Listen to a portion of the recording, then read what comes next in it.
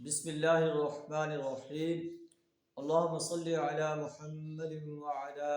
آل محمد وبارک وسلم عن ابن عمر رضی اللہ عنہما ان رجلا سأل رسول اللہ صلی اللہ علیہ وسلم عن صلاة اللیل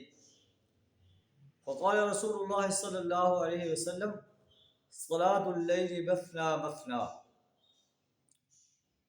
رواہ البخاری۔ حضرت عبداللہ بن عمر رضی اللہ تعالیٰ عنہ بیان کرتے ہیں، ایک آدمی نے رسول اللہ صلی اللہ علیہ وسلم سے صلاۃ اللیل کے بارے میں سوال کیا، رات کی نماز کے بارے میں سوال کیا، یعنی نماز تہجد کے بارے میں سوال کیا۔ نماز تہجد یہ ہے کہ انسان عشاء کی نماز کے بعد سو جائے اور پھر جب اس کی آنکھ کھلے تو یہ نماز تہجد ادا کرے۔ تو نبی صلی اللہ علیہ وسلم نے فرمایا صلاۃ اللیل مثنی مثنی، رات کی نماز دو دو رکعت ہے، دو دو رکعت جو ہے پڑھی جائے جتنا آسانی سے پڑھ سکتا ہے۔ فَإِذَا خَشِيَ أَحَدُكُمُ الصُّبْحَ صَلَّى رَكْعَةً وَاحِدَةً، جب تمہیں سے کسی انسان کو اس بات کا خوف ہے کہ صبح ہو جائے گی تو ایک رکعت جو ہے پڑھ کر اس کو طاق کر دے، تو اس کی نماز جو ہے وہ طاق ہو جائے گی۔ تو اس کا مطلب ہے وتر جو ہے وہ ایک رکعت بھی پڑھا جا سکتا ہے۔ وتر کے بارے میں بہت سی روایات ہیں، ایک ہے، تین ہے، پانچ ہیں، سات ہیں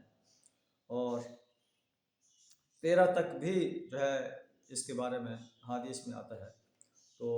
اللہ کے رسول صلی اللہ علیہ وسلم وتر کو عشاء کے بعد بھی پڑھتے تھے اور آدھی رات کے قریب بھی پڑھتے تھے، اور آخری رات کے آخری حصے میں جب نبی صلی اللہ علیہ وسلم نماز تہجد ادا کرتے تھے تو یہاں فرمایا جا رہا ہے کہ اذا خشی احدکم الصبح صلی رکعۃ واحدہ، جب تمہیں سے کسی ایک کو صبح کا خوف ہو تو ایک رکعت پڑھ کر اس کو وتر بنا لیا جائے۔ اللہ سے دعا تعالیٰ ہمیں نبی صلی اللہ علیہ وسلم کے زندگی کے ہر شعبے میں اسوہ کی اتباع کرنے کی توفیق عطا فرمائے۔ وآخر دعوانا الحمد للہ رب العالمین۔